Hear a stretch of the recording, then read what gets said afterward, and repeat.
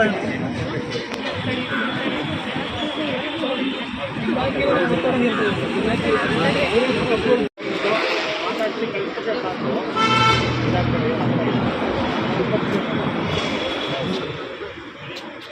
ಒಂದು ನಿಮಿಷ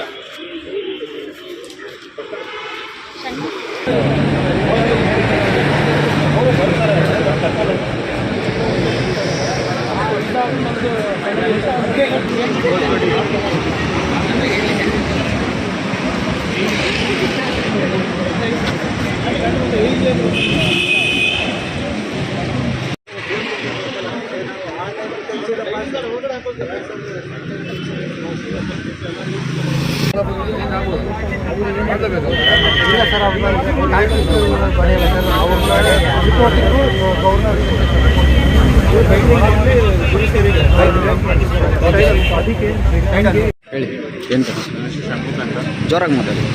ಷಣ್ಮುಖ ಅಂತ ಗ್ರಾಮೀಣ ಕುಡಿಯುವ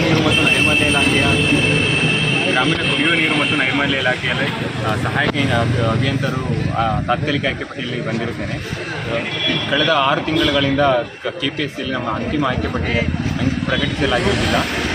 ಅದಕ್ಕೆ ಯಾವುದೇ ಸಕಾರಣಗಳಿಲ್ಲದಿದ್ದರೂ ಕೂಡ 6 ತಿಂಗಳಿಂದ ಸದಾಯಿಸುತ್ತಿರುವ KPSCಗೆ ಸುಮಾರು ಸಾರಿ ನಾವು ಭೇಟಿಯಾದಾಗಲೂ ಕೂಡ ಯಾವುದೇ ರೀಸನ್ಸ್ ಕೊಟ್ಟಿರೋದಿಲ್ಲ. ಸೊ ಹೀಗಾಗಿ ಈ ಸಮಸ್ಯೆಯನ್ನು ಎಲ್ಲರೂ ಗಂಭೀರವಾಗಿ ಪರಿಗಣಿಸಿ ನಮಗೆ ಆದಷ್ಟು ಬೇಗ ನ್ಯಾಯ ಒದಗಿಸಿಕೊಡಬೇಕು. ಮುಂದೆ ಎಲೆಕ್ಷನ್ ಇರೋದ್ರಿಂದ ನಾವು ಆದಷ್ಟು ಬೇಗ ಆರ್ಡರ್ ಕಾಪಿ ತೊಗೊಳ್ಬೇಕಂತ ಪ್ರಯತ್ನ ಪಡ್ತಿದ್ದೀವಿ. ಆದರೆ ಪ್ರತಿ ಸಲ KPSC ಹತ್ರ ಬಂದಾಗ ನಮಗೆ ನಿರಾಶೆಯನ್ನು ಮೂಡಿಸ್ತಿರೋದ್ರಿಂದ ರಾಜ್ಯದ ಹಲವಾರು ಭಾಗಗಳಿಂದ ಸುಮಾರು ಜನ ನಮ್ಮನ್ನು RWC, AV ಮತ್ತು JE, MNC ಎಲ್ಲರೂ ಬಂದಿದ್ದಾರೆ.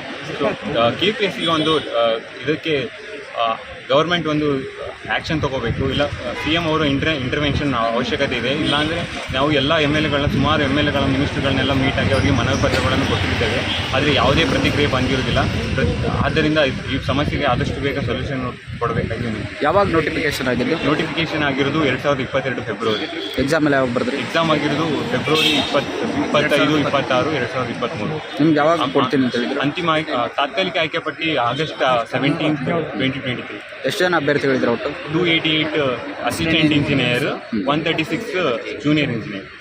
ಇವಾಗ ಕೊಡ್ತೀನಿ ಅಂತ ಹೇಳಿದ್ರೆ ಅಥವಾ ಲೇಟ್ ಮಾಡ್ತಾರೆ? ಅಂತಿಮ ಆಯ್ಕೆ ಪಟ್ಟಿ ಬಾಕಿ ಇತ್ತು. ಯಾರಿಗೆ ಮೀಟ್ ಆಗಿದ್ದೀರಾ? ಯಾರಿಗೆ ಮೀಟ್ ಆಗಿದ್ದಾರೆ? ಯಾರಿಗೆ?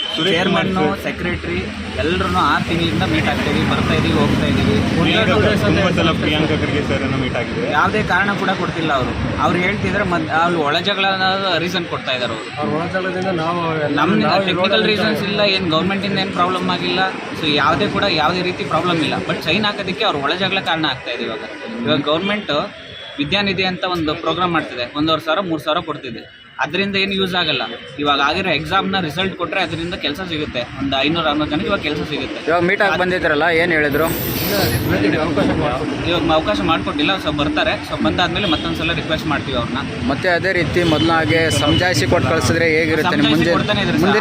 ಮುಂದೆ ಏನು ಮಾಡ್ಬೇಕು ಅಂದ್ಕೊಂಡಿದ್ದೀರಾ ಸರ್? ಮುಂದೆ ಇವಾಗ ಬೇರೆ ಏನು ನಮಗೆ ಕಾಣಿಸಲಿಲ್ಲ. ಅಂದರೆ ಪ್ರತಿಯೊಬ್ಬರು ಮಿನಿಸ್ಟ್ರು ಕೂಡ ಮೀಟ್ ಆಗಿದ್ದೀವಿ. ನಮ್ಮ ಡಿಪಾರ್ಟ್ಮೆಂಟ್ ಮಿನಿಸ್ಟ್ರು ಮತ್ತು ಕಾನೂನು ಸಚಿವರು ಪ್ರತಿಯೊಬ್ಬ ಯಾರು ಇಂಥವ್ರು ಅಂತ ಯಾರನ್ನೂ ಬಿಟ್ಟೇ ಇಲ್ಲ. ನಾವು ಪ್ರತಿಯೊಬ್ಬರಿಗೂ ಹೋಗಿ ರಿಕ್ವೆಸ್ಟ್ ಲೆಟರ್ ಮಾಡಿದ್ದೀವಿ. TCM ಮತ್ತು CM ಕೂಡ ಅವ್ರ ಮನೆ ಹತ್ರ ಹೋಗಿ ಕಾಯ್ದು ಅಲ್ಲಿ ಕೂಡ ರಿಕ್ವೆಸ್ಟ್ ಮಾಡಿದ್ದೀವಿ. ಬಟ್ ಇದರಿಂದ ಯಾವುದೇ ಪ್ರಯೋಜನ ಆಗಿಲ್ಲ ಇಲ್ಲಿವರೆಗೂ. ಸೊ ಕೊನೆ ಪ್ರಯತ್ನ ಇಲ್ಲಿ ಮಾಡೋಣ, ಅವ್ರಿಗೆ ರಿಕ್ವೆಸ್ಟ್ ಮಾಡೋಣ ಅಂತೇಳಿ ಎಲ್ಲ ಹುಡುಗರನ್ನು ಆರ್ಗನೈಸ್ ಮಾಡ್ತಾಯಿದ್ದೀವಿ. ಸೊ ನೋಡೋಣ ಅವರು ಯಾವ ರೀತಿ ಪ್ರತಿಕ್ರಿಯೆ ಕೊಡ್ತಾರೆ. ಇವತ್ತೇನಾದರೂ ನೀವು ಅವರು ನಿಮ್ಮ ಮಾತು ಕೇಳದೇ ಇದ್ದರೆ ಅಥವಾ ಏನಾದ್ರು ಹೇಳದೇ ಇದ್ದರೆ ಹೋರಾಟ ಏನಾದ್ರು ಮಾಡ್ಬೇಕು ಅನ್ಕೊಂಡಿದ್ದೀರಾ? ಸೊ ನೋಡೋಣ ಸರ್, ಇವತ್ತು ಯಾವ ರೀತಿ ಅಂದರೆ ಸ್ಪಂದಿಸ್ತಾರೆ ಅದರ ಮೇಲೆ ನೋಡೋಣ. ಓಕೆ, ನಿಮ್ಮ ಹೆಸರು? ಷಣ್ಮುಖ. ನಿಮ್ಮದು? ಬಹುಗುಣ.